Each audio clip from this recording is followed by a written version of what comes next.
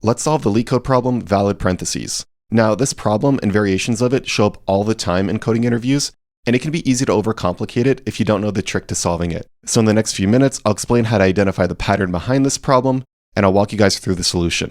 Let's get into it.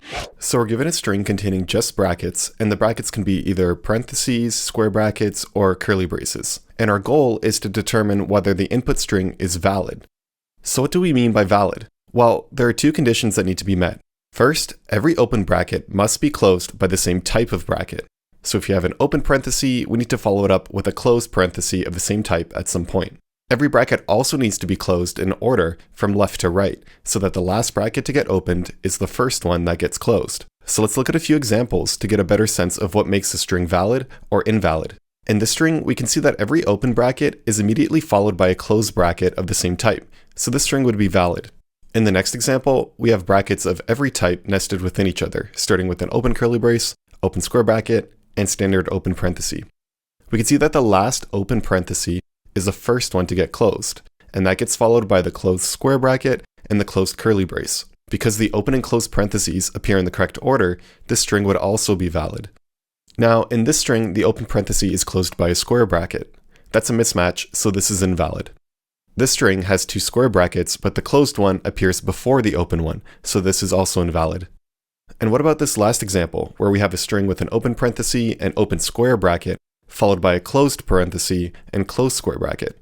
Well, every bracket is followed by a closed bracket of the same type, but the order is wrong. The last open parenthesis is a square bracket, but the first closed parenthesis is a standard one.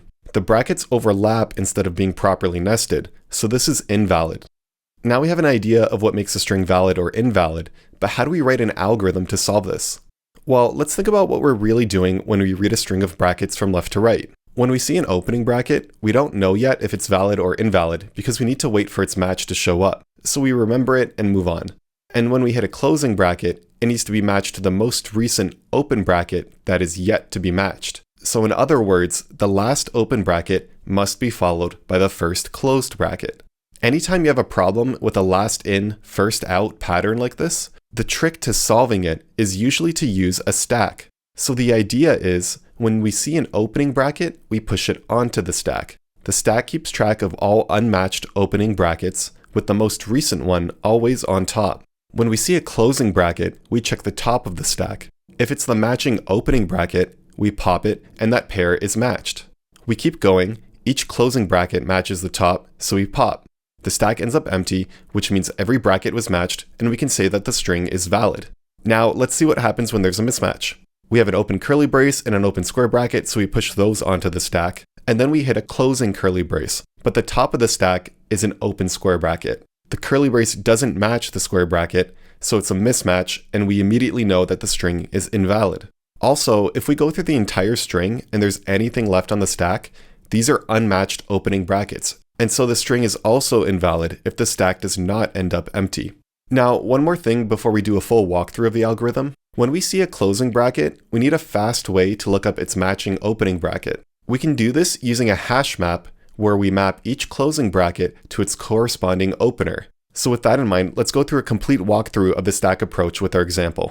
The first three characters are all opening brackets: an open curly brace, an open square bracket, and an open parenthesis. So we could push each one of those onto the stack.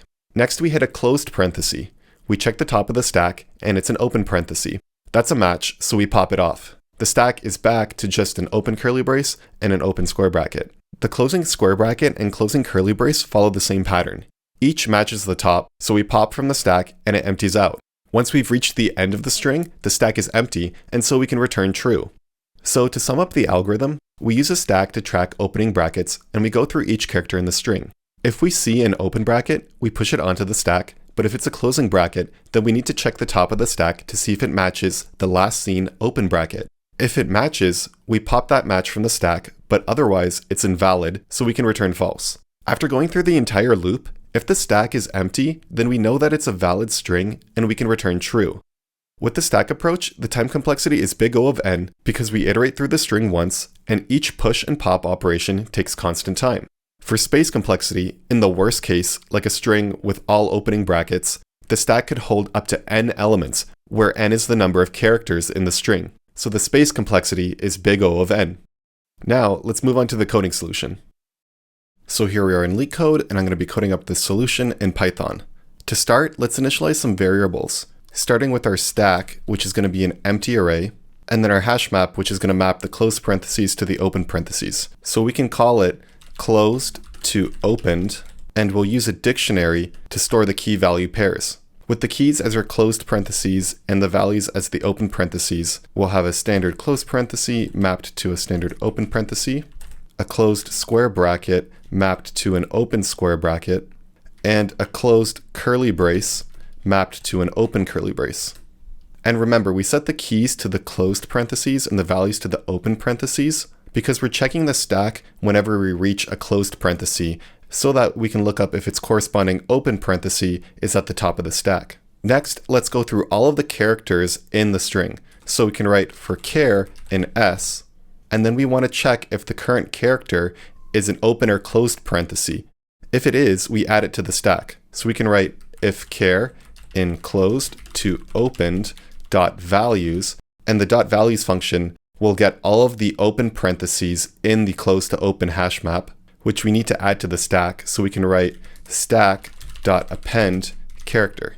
If instead it's a closed parenthesis though, then we need to check the top of the stack to see if the order is correct or not. So otherwise, if the length of the stack is greater than 0, so it's not empty, and the top of the stack, which can be found at index -1, has the corresponding open parenthesis for a current character, which would be at closed to opened at the key of our current character, then the parentheses are in order and we found our match, so we can pop that value from the stack. So we can write stack.pop.